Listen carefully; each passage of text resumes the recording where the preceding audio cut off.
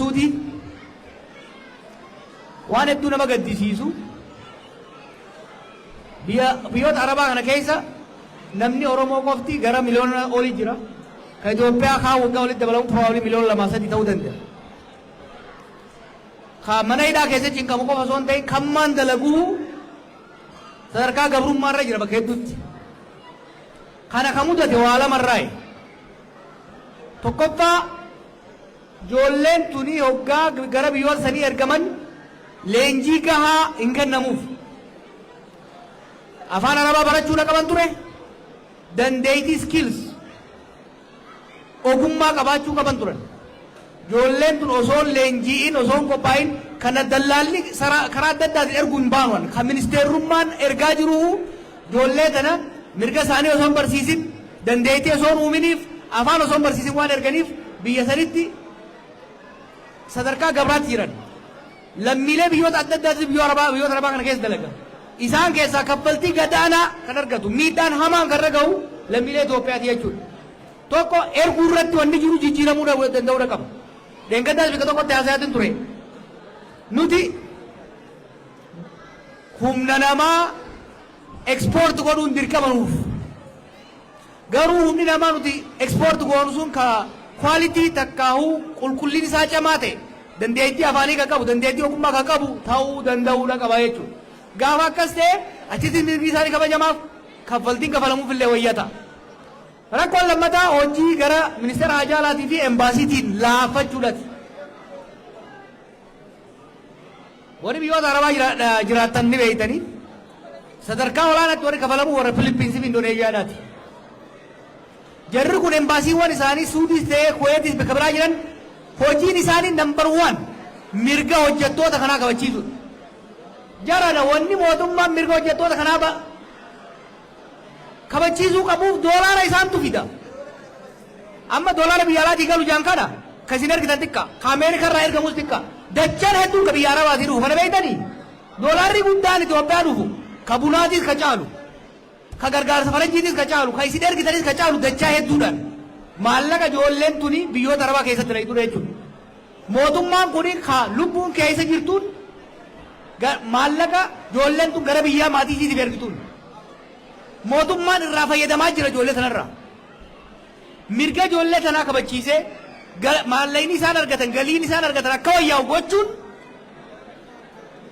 faayiduma mootummaa kanaati jechuudha. Gaafa dura galleessan gaafa Dr. ministeera hajaa alaa ture yaalii gogodamaa ture. Leencollee gaafa achi ture hanga tokko yaalaa ture. Garuu qajeelfamni sirriin rakkoon jiru Itoophiyaan yeroo ammaatti tarsiimoo fi imaammata hajaa alaa akka qabne beeytanii Itoophiyaa has no foreign policy. Ijuu dunuunfatanii oofuu jiran. Ambaasadoota hoggaa yaaman gaqqabaniiti beekuun obboliitichi kararra ijaaran kana agarsiisanii torbaan lama tursiisanii ergan. Ambaasadoonni nu achi ergannu gargaartonni achi ergan ka afaan beekan ka aadaa beekan ka seera biyya sanii beekan ka ummata biyya sanii wajjin dalaguu danda'an.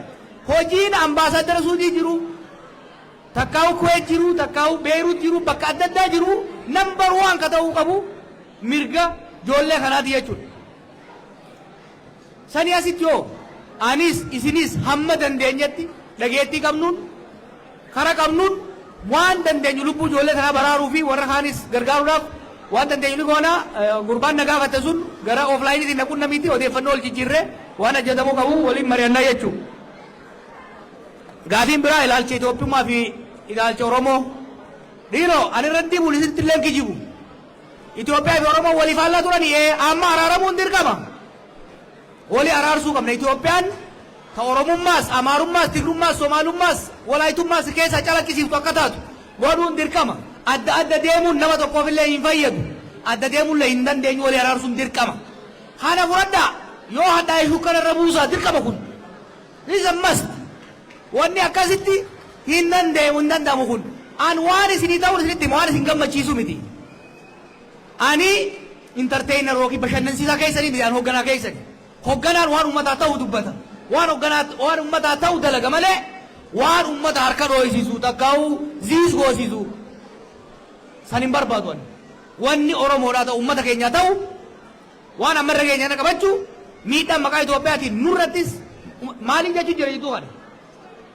akkuma kalees maqaa Itoophiyaatti nuti miidhamaa jirru arra ijoolleen nuti amma warra baafne maqaa Itoophiyaatti saba biraa miidhaa jiran kun jibba farra Oromoo akkuma kalee nuti maaliif bara Itoophiyaa bara haraam nuti taateeti miti takka baayibilii takka quraan haraam nuti hin goone miidhaa maqaa Itoophiyaatti nurra gahaa tureetitu Itoophiyaan nu jibbisiise arra maqaa Itoophiyaatti miidhaa saboota adda addaa irra gahu Itoophiyaa osoo hin ta'in Oromoon akka jibban godhaa jira jechuudha. Kanaafi arra Amaaraaf kan falmuu qabu, Tigraayif kan falmuu qabu, Somaaleef, Walaayitaaf kan falmuu qabu adda durummaan Oromoodha. Ifiif jecha jechuudha. Kanaaf Itoophiyaa fi Oromummaa walii araarsaa eenyummaan biyyoolessaa sabdaneessummaa biyyattii kan calaqqisiisu akka ta'u saboonni immoo keessatti eenyummaa isaanii kabajamee fi wal kabajanii walii beekanii walqixxummaadhaan akka jiraatan gochuun barbaachisaa ta'a jechuudha. waan onnee nama tuqu dubbate mucaan waa'ee shirkaa dubbate sun rakkoon ummataa ta mootummaan jehuusaaf yaddu olii si jeemi awwaaniin beekuu fi ragaan qabu osoo noo sinime biyyaa gubata waan namni keenya keessa jiru salaaletti waan namni keenya keessa jiru wallagga bahaatti waan namni keenya keessa jiru gujiitti waan namni keenya keessa jiru arsii bahaatti arsii lixaatitti shawaa bahaatitti wallahi namni Oromoodha namni biyya sanii akka ammaa kana takkaa dararamee salphatee hin beeku kuni anjoollee ammaan gora jirtu waan mormuufi miti it's a fact mee keessattuu warri biyya alaarraa biyya san dhayitan abbaa feetan deeggaraa mootummaa deeggaraa yoo barbaaddan garuu Finfinneef Adaamaaf dirree dhawaa teessanii hin deeggarinaa yoo sodaattan miilaan Adaamaadhaa ba'u sodaateeti Adaamaa ta'ee mootummaa faarsa kijibaan boosan dhaquu hin danda'u wanni kijibaa sodaree dhaquu hin danda'u gabba'uu hin danda'u maaliif tokkotu takka milishaatu miila isa cabsa takka qacaaqaatu harkisee fuudhee deeman namni keenya dur gabroomaa ture hidhamaa ture bayee galuu nu magala ture arra bayee hoggaa galuu bar salphinni irra ga'u akka fedhan cabaqan akka fedhan tuman sangaarraa qalatan sangaarraa gurguratan wanni dubbachaa jiruufi salphinni kuni keessattuu zamana Oromoon biyya bulchitutti ta'uunsaa qaaniidha jechuudha itti qaanfachuudha qabna jechuudha kan ammoo jijjiiruudhaaf saba hundarraa ukaasuudhaaf laal lolli kuni Oromiyaatti eegale Tigree dhaqee Amaara ga'e amma Somaalittis gaffachaa jira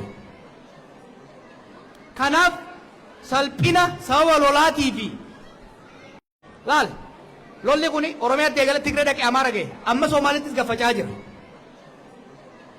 kanaaf salphina sababa lolaatii fi laal lolli kuni Oromiyaatti eegale Tigree dhaqee Amaara ga'e amma Somaalittis gaffachaa jira